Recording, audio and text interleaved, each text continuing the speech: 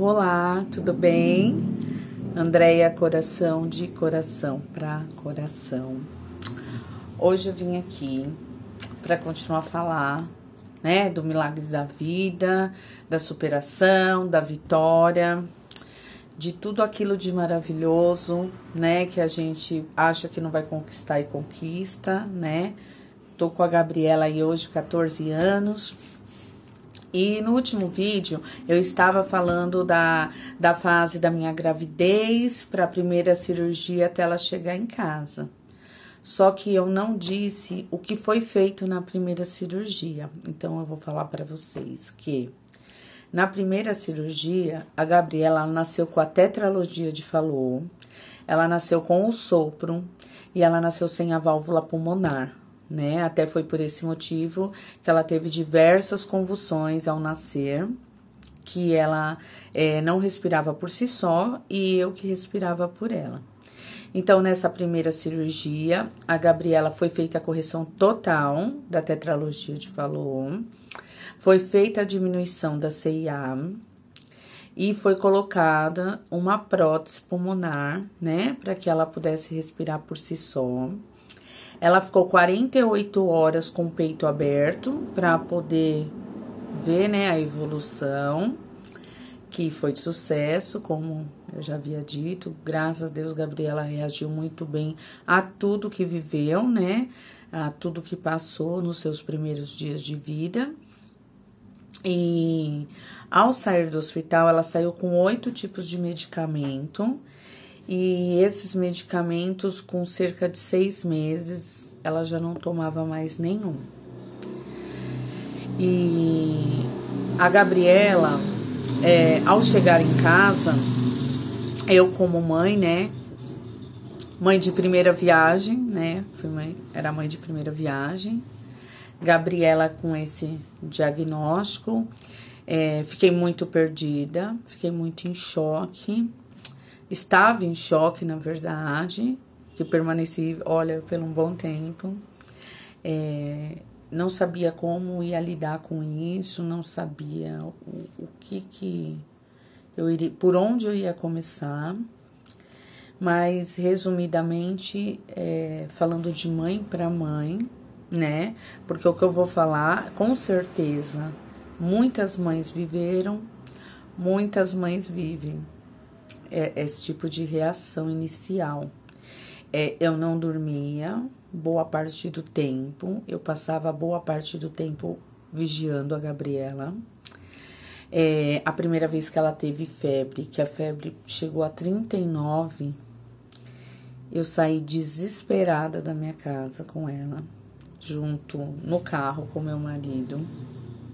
Atravessamos a cidade 13 km a ponto de subir pela calçada por conta de uma simples febre, porque nós não tínhamos experiência com aquilo, a gente achava que tudo era gravíssimo, que aquela febre podia estar acarretando algum problema que pudesse piorar a condição dela, porque nós não tínhamos sabedoria, experiência com o que estava vivendo.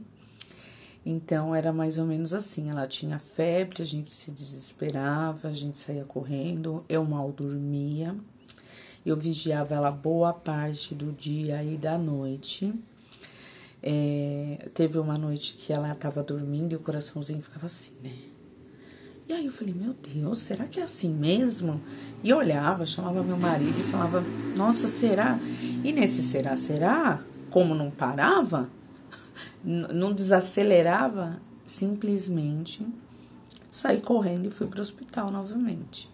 Cheguei no hospital, foi, né, cômico, porque mãe, é normal, normal, criança, bebê, eles têm realmente esse ritmo um pouco mais acelerado.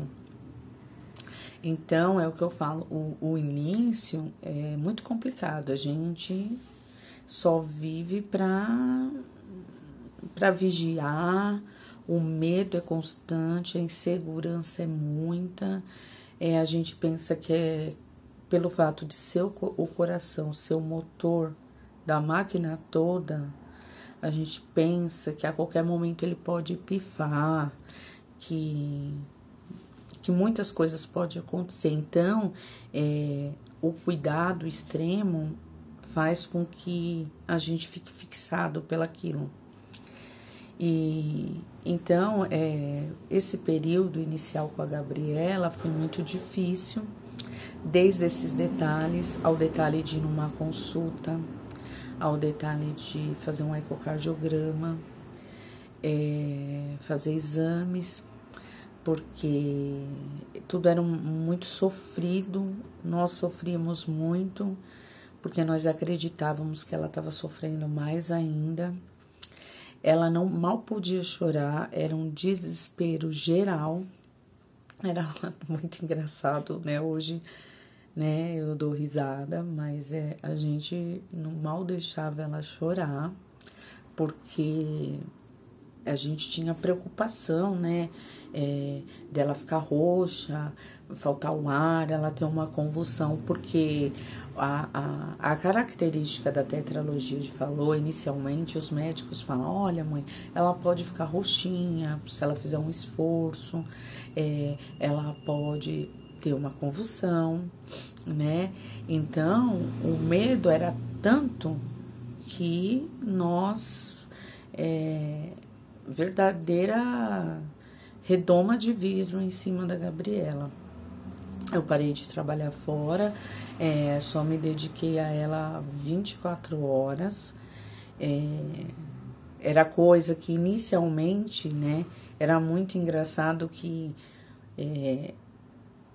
eu e meu marido, né, já vivia esse drama, e alguns tios mais próximos que participaram do que estava acontecendo com a Gabi, quando teve um tio que, quando viu que nós não estávamos em casa, saiu desesperado para um hospital, porque a mente era que nós só poderíamos estar no hospital, mas em lugar nenhum do mundo, porque a nossa vida era essa, né? Era hospital ou em casa, nessa preocupação contínua, né? Da alimentação, do remédio, como que ela tá respirando, temperatura, o tempo todo fazendo com que ela permanecesse o mais aconchegante possível, que ela não se estressasse com nada, era uma coisa assim, doentia. E eu falo isso por quê? Porque realmente muitas mães devem estar vivendo e muitas pode ser que ainda vai viver, né? Porque às vezes o bebê ainda não nasceu e quando nasce a gente entra nessa paranoia, a gente fica doente, né? Mais do que a criança, porque a criança já tá restabelecida. A criança, ela fez a cirurgia, tá tudo ok, é vida que segue, mas para quem tá aqui, não enxerga dessa forma, de forma alguma e nenhuma. Eu, por exemplo, sempre entrei no consultório médico e saía chorando. Primeiro que entrava e saía chorando e mal entendia o que se falava. Porque falava, eu concordava, disse que eu perguntava, saía de lá, meu marido me falava algumas coisas e eu dizia, não acredito, falou isso? Ah, não, falou, não falou, você até respondeu. Era uma coisa de gente doida.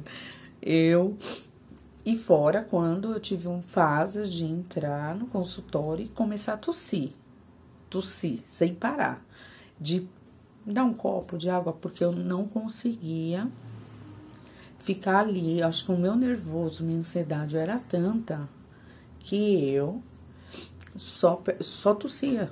Então, eu tive todo esse processo bem no início, porque, como eu falei, a gente se torna mães doente, porque nós não conseguimos enxergar as coisas com clareza pelo fato de não ter a sabedoria, nós não temos um apoio psicológico relacionado exatamente para essa parte, nós não encontramos outras mães, porque, que nem eu estou aqui, porque realmente em 14 anos eu não encontrei nenhuma mãe que conversasse comigo, né? Que a gente pudesse trocar as mesmas experiências, que eu contasse alguma coisa, mesmo que não tivesse nada a ver com a cardiopatia do filho dela, mas alguma coisa que a gente possa se achar, alguma coisa, porque é diferente quando a gente encontra alguém que vive o mesmo que a gente, né?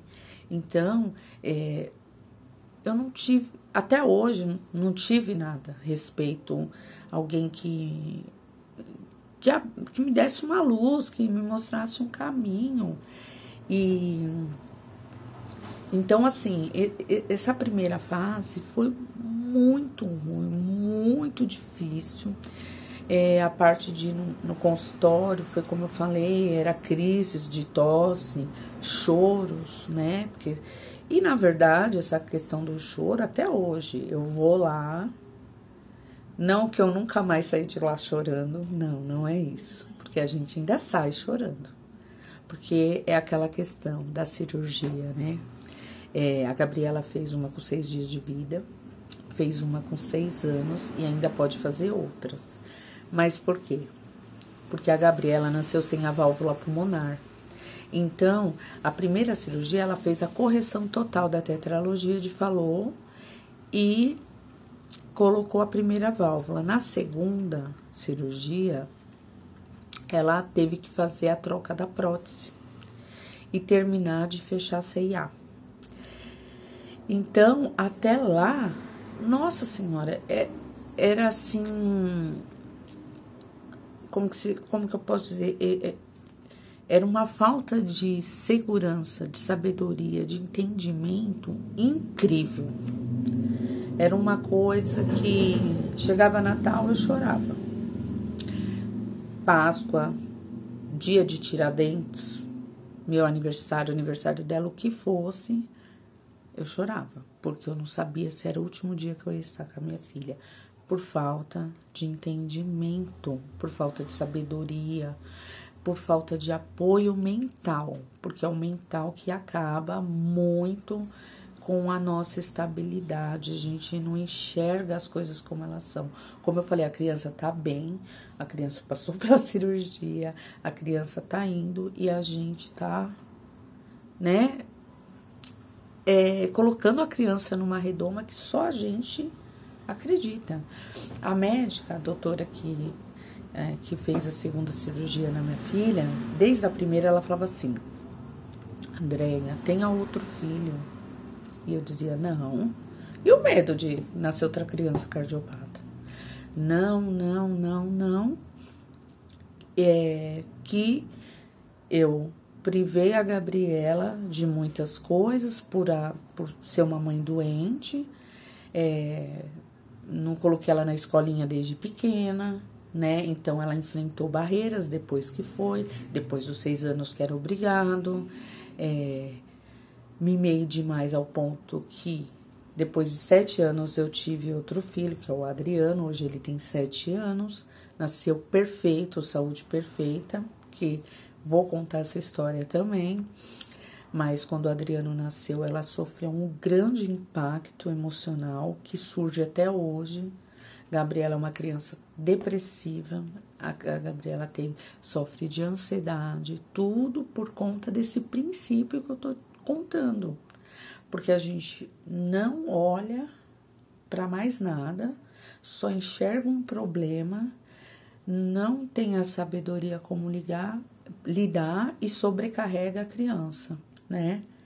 Então, hoje eu quis falar sobre esse desespero inicial que a gente tem quando o filho sai do hospital e vai para casa, né? Que a gente fica mais doente que o filho. O filho tá lá, né? Passou pelo processo e a gente faz disso tudo um enorme problema, né? Então, eu tô aqui para dizer que nós temos sim que ter os cuidados médicos, fazer os acompanhamentos, mas enxergar que a medicina está extremamente avançada na área da cardiopatia. E se o médico disse que está bem, e pronto. E a gente vai lidar com essa criança o mais normal possível, né? Eu tô aqui para as outras mães não errarem. Agora eu estou aqui para a gente se comunicar, para outras mães entrar aqui e se comunicar. Como eu sempre disse, cada organismo é um organismo, cada criança é uma criança. Cada, né, desenvolvimento, cada reação é uma. Mas no fundo, a troca de experiência ajuda a lidar com determinadas situações. E a gente poder enxergar que não é aí, não é por aí esse caminho, né? Da redoma de vidro, da total alienação, de escutar um barulho, sair correndo e jogar tudo e sair correndo, que eu fazia isso. Fiz isso até 6 anos. Eu escutava um barulhinho, eu não desligava a torneira e corria. Eu corria com a torneira ligada e ia ver o que aconteceu. Mas não, caiu um palito de dente. Então, esse foi o princípio após ela sair do hospital. Eu tive todas essas reações, tive todas essas atitudes, né? Hoje, né, eu consigo falar com esse humor, mas foi muito difícil, muito doloroso. Como eu tenho que passar isso, eu passo da melhor forma possível, tentando ser mais forte possível, porque é coisas que ficam lá guardado realmente, porque hoje eu penso o quanto eu prejudiquei a minha filha e o quanto eu me prejudiquei por falta de auxílio, de apoio, de alguém para conversar sobre isso, porque o médico, gente, a gente entra lá, eles vai falar da criança, o que pode fazer, o que não, mas eles não tem como parar para ficar ali no trelelê de uma mãe que a gente quer ouvir mais, com palavras que a gente consegue entender, porque eles falam muito técnico e a gente não consegue compreender. Tanto é que é o que eu falo, eu entrava e saía sem saber nem o que estava acontecendo. E tanto é que uma vez, eu nunca esqueço, a médica, ela desenhou. Foi lá e, desenhou. Falou, mãe, é assim, desenhou. Ó. E sabe o que eu vou contar? Pensa que eu entendi 100%? Não entendi 100%, porque a cabeça estava tão doente que eu não entendi. Então, gente, pro vídeo também não ficar tão longo, né? Que aí eu faço um outro, a gente vai falando pedacinho por pedacinho, porque não dá pra falar muito, né? A vontade é de ficar contando, pra não perder o fio da meada, porque assim, ainda fico nervosa com o vídeo, né? Pra fazer o vídeo, né? Não tô com essa experiência toda, mas eu tô tentando. Eu tô tentando e vou tentar e vou passar, né? Desculpa falas erradas, alguma coisa, porque eu tô nervosa. Eu sempre acho que eu vou ficar nervosa pra falar disso. Mas mais nervosa porque eu tô passando, né, a minha experiência para pessoas que estão começando a viver essa experiência, ou para algumas que já estão vivendo, né? E a verdade é uma só. Eu quero que o que eu fale aqui ajude alguém de alguma forma, né? Que eu consiga transmitir algo que a pessoa possa entender, que ela possa progredir, né? Porque sim, eu tô falando a parte ruim da história, mas eu tô falando hoje, né? Que eu tô falando do início, tô falando praticamente 14 anos depois, o que eu errei e o que a gente tem que tentar fazer para não errar, né? Eu não vou dizer que eu sou a correta, não, longe disso. Mas assim, tentando dar essa dica, né? Porque é uma dica, né? Não que vai funcionar para todos. E até mesmo porque a cabeça da gente, a gente não tem o poder de ir lá e, né? Com uma simples dica, mudar as coisas da noite pro dia. Mas é isso. Eu vou fazer outros vídeos e outros e vou contando, né? No próximo vídeo eu vou dar continuidade nessa questão do dia a dia da Gabi. O que foi até a segunda cirurgia. Algumas intercorrências, né, que eu vivi de internações com ela, o que veio acontecendo, até a segunda cirurgia e assim sucessivamente. Eu espero mesmo que eu esteja ajudando alguém, né?